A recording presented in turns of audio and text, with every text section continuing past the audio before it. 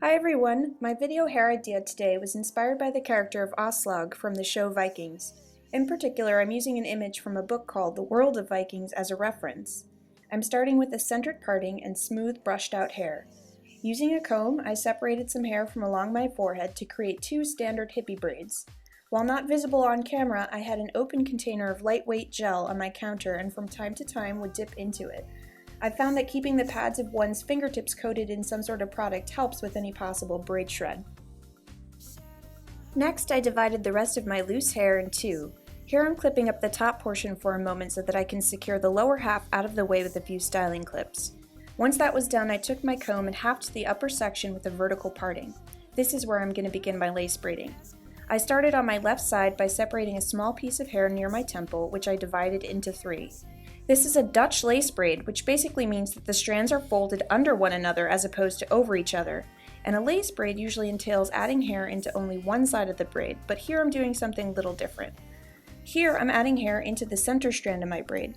The pattern becomes fold the rightmost strand under the middle, then the leftmost strand under the middle, pick up hair and add it to the middle strand, before repeating the steps, right strand under the middle and then left under the middle. I find that keeping hands high up on the head while following that natural curve is the best way to keep the braid even and balanced. When all the hair in the left section was added in, I just continued to braid until I got to the ends. It was the same pattern on the right side. I started at the temple and it was a Dutch lace braid with hair being added to the center section only and the strands on the sides being folded under one another. If you end up needing a little bit of a refresher on how to do a Dutch braid or a lace braid, I'll have my braid dictionary linked in the underbar of this video.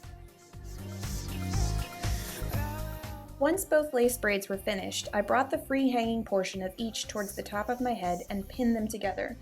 I then rolled the ends of both braids around my hands, forming loops, which I also secured with some pins.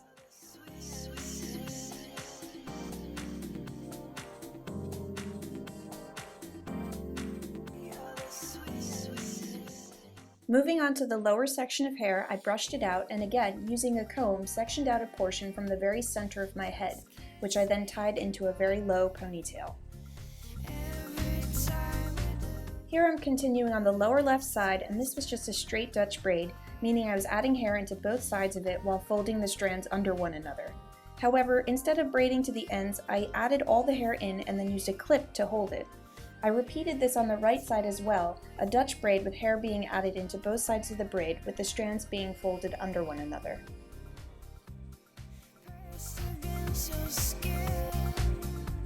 From here, I'm doing a combination braid, meaning I'm taking the two Dutch braids I've made in the lower section of my hair and combining them into one. To do this, I've got to condense a total of 6 strands into 3. One of the easiest ways to do it is to simply double up by combining 2 on the right, 2 in the center, and 2 in the left. When that's done, it's pretty much smooth sailing. If you'd like to see a more drawn-out explanation, then again, please check out my braid dictionary video, which will be linked in the underbar below.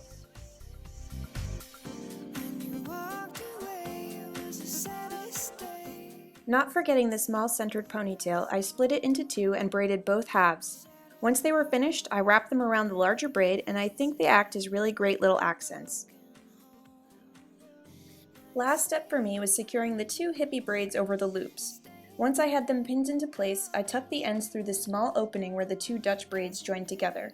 This was easy enough, and if they'd been longer, I probably would have wrapped them around the large braid down my back.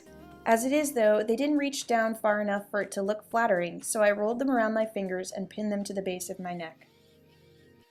And there you have it. I hope you enjoyed my hair idea for this week. If you did, I hope you'll leave a thumbs up or even subscribe. Until next time, have fun and keep braiding. Bye!